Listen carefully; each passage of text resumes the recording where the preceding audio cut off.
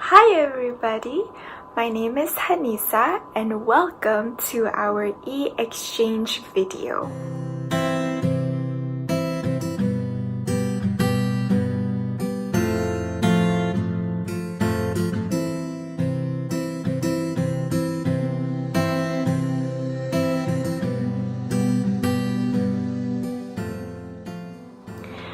For the last 5 weeks, my group Sean, Nurfahana, Timing, Kim, and myself, we have been engaging with a group of 5 students from the Technological University in Myanmar. Throughout this entire exchange journey, we have befriended the students from Myanmar, sharing about our personal lives and also addressing issues pertaining to Goal 10 of the UNSDG, that is reduced inequality that Singapore and Myanmar are facing.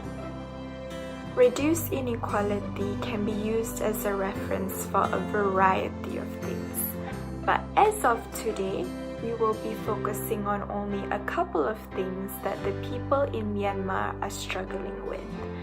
Firstly, there is income inequality. 1 in 4 people in Myanmar consider themselves as poor. Many of them live in the rural areas of the country. Yes, they are hard workers, but unfortunately, they still struggle with finances.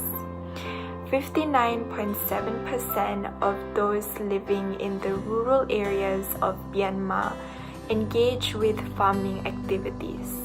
Unfortunately, they only earn about 37% of income from it. Those who work with the non-farming businesses have it worse, earning only about 11% of the income. Now, on the other hand, there is also gender inequality. This is going to be the highlight of our video. From our weekly meetings, my group and the students from Myanmar discussed heavily about gender inequality because this is a major issue that is very prevalent, especially in Myanmar. Did you know, in Myanmar, gender inequality is one of the most prevalent issues that the country faces? Many people are still holding on to the traditional mindset that men are stronger than women. In the workplaces especially, female employees are being discriminated against and shamed. Women continue to be concentrated in lower growth sectors and lower paying jobs, with 3.2 times more women than men. Even despite the increasing role and prominence of technology, there are still 0.6 fewer women than men. This has caused detrimental impacts on a woman's mental health. She begins to seclude herself from her friends and families. Pressures at work eventually become so unbearable that she resorts to self-harm. In addition, there are also changes in Myanmar throughout the years. Fortunately, situations are slowly turning for the better in the country with a new government policy allowing women to work as government officials.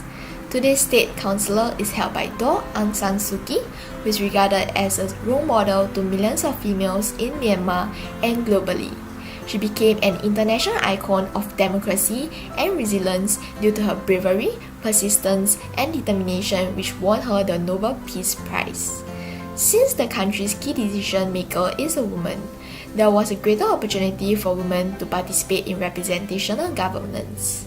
This can be shown from the increasing number of female candidates being elected in the elections. Women also have more rights compared to the past, resulting in decreased discrimination. This reduces the gap difference between women and men. Suu Kyi's belief in reducing inequality hoped to be achieved by encouraging women to assume leadership roles in political parties and also providing incentives to families to give chances of education to girls. By our differences between Singapore and Myanmar, it is still everyone's responsibility to help and protect those who are vulnerable and safeguard them.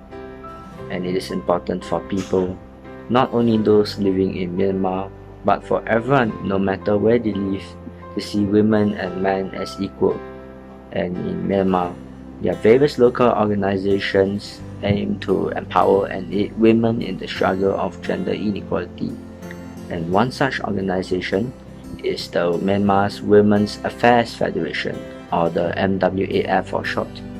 And essentially, what they are is they are a non-governmental organization formed in 2003, and their mission today is to promote the welfare and advancement of women with the aim to enable them to participate fully in Myanmar's national development.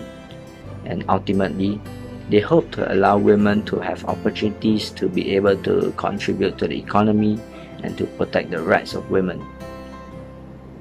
The organization has always been active in combating issues such as human trafficking and abuse of women in Myanmar, and recently, they have also put in a lot of effort to make masks for the needy to help them fight against the COVID-19 situation.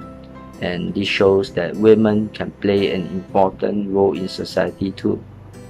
So, as you can see, with the appropriate support, women too can contribute greatly to the economy. To reiterate our message in short, Goal 10 of the UNSDG aims to create action to reduce inequalities globally. So we hope that this video has brought light onto one of the more major issues in Myanmar pertaining to reduce inequality, which is gender inequality. Gender inequality have been a battle fought not only in Myanmar but also around the world as well. However, in Myanmar, gender inequality towards women has slowly been improving due to a more progressive government. On top of that, people such as Aung San Suu Kyi, the State Councillor of Myanmar, has been a key role model to other women, as well as setting an example of what women can achieve. On top of that, organizations such as Myanmar Women's Affairs Federation have been continuously raising awareness on gender inequality and also giving opportunities to women to showcase her abilities. For your information, the United Nations have initiated a movement called He for She to create awareness about gender inequality. It is a campaign that all genders can participate in to stand in solidarity with women to unite against gender inequality. We would like to thank our 5 new friends from Myanmar for participating actively with us. Despite our short meetings, we were able to form such a great bond with them through this exchange program. It was heartwarming to see them address social as well as environmental issues passionately and wanting to create awareness about these topics. Your friendliness as well as genuine excitement was the highlight of our weekly meetings, which made it a memorable experience.